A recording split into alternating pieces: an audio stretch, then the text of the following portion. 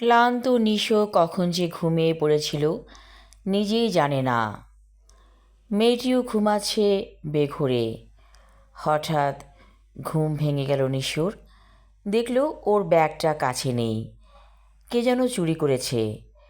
নিশো স্তম্ভিত হয়ে গেল। ব্যাগ চুরি হওয়া মানে তো মানুষ জেনে যাবে সে একটা খুনি।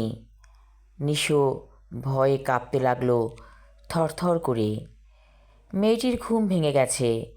অবাক চোখে তাকিয়ে আছে নিশোর দিকে। বলল, কি ব্যাপার, কিছু কি হয়েছে? নিশো বলল, না মানে কিন্তু চেপে গেল নিশো। তার ব্যাগের কথা বলল না, কারণ যদি এই কথা জানাজানি হয়ে যায় তাহলে নিশোকে পুলিশ ধরে নিয়ে যাবে। চুপচাপ নিশো বসে থাকলো, আর কোনো কথা বলল না। ট্রেন এসে পড়েছে কক্সবাজারের কাছে। মেয়েটি বলল, নেমে পড়ুন। নিশো মেয়েটিকে নিয়ে নেমে পড়ল। হঠাৎ করে নিশোর মনে হলো মেয়েটি একজন স্পাই। একটা অজুহাত দেখিয়ে নিশো বলল, আপনি হাঁটতে থাকুন, আমার টয়লেট চেপেছে। মেয়েটি বলল, টয়লেট চেপেছে মানে? আপনি আগে রুমে চলুন, তারপর আমরা দেখি কি করা যায়। নিশো বলল, আপনি হাঁটতে থাকুন, আমি তো বলেছি আসছি। এত দূর আপনার সাথে এসেছি, এখন কি পালিয়ে যাব নাকি? মেয়েটি বলল, ঠিক আছে, আমি হেঁটে যাচ্ছি হোটেলের দিকে, আপনি আসুন। মেয়েটি যখন চলে যাচ্ছে চোখের আড়ালে, ঠিক তখন নিশো উল্টো দিকে হাঁটা ধরল। রাস্তায় এসে দেখলো একটা বাস। কোনো কিছু না ভেবেই উঠে পড়ল বাসে।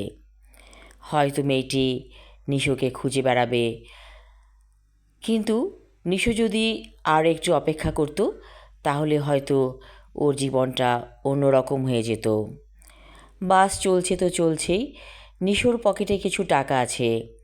চাপাতিসহ যেই ব্যাগটা হারিয়ে গেছে ওই ব্যাগে চাপাতি ছাড়া আর কিছু নেই, কারণ নিশো ওই ব্যাগে কিছুই রাখে না, কোনো ডকুমেন্টস।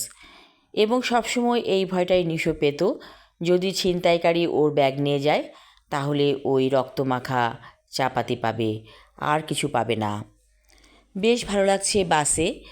অনেক দূর আসার পরে বাস থামলো। নিশো বাস থেকে নেমে পড়ল। ভালো লাগছে, অনেক ভালো লাগছে। একটা চায়ের দোকানে যেয়ে নিশো চায়ের অর্ডার দিল আর একটা বনরুটির। হঠাৎ একটা দৃশ্য দেখে নিশোর হাত পা ঠান্ডা হয়ে গেল। যেই ব্যাগটি ও হারিয়েছে ঠিক সেই রকম একটা ব্যাগ নিয়ে একটা ছেলে অপোজিট বেঞ্চে বসে আছে। সেও চা আর বনরুটির অর্ডার দিয়েছিল এবং সেটা খাচ্ছে। নিশোর দিকে চোখ পড়তেই ছেলেটি চোখ সরিয়ে নিল। নিশো ব্যাগের মধ্যে নিজ হাতে একটা ছোট সেলাই করে রেখেছিল, জাস্ট একটা চিহ্নর জন্য, এবং ওই ব্যাগে সেই সেলাইটা দেখতে পেল, যার কারণে নিশো বুঝতে পারল ব্যাগটা ওর। ছেলেটি চুপচাপ চা খাচ্ছে আর মনে মনে কী যেন ভাবছে।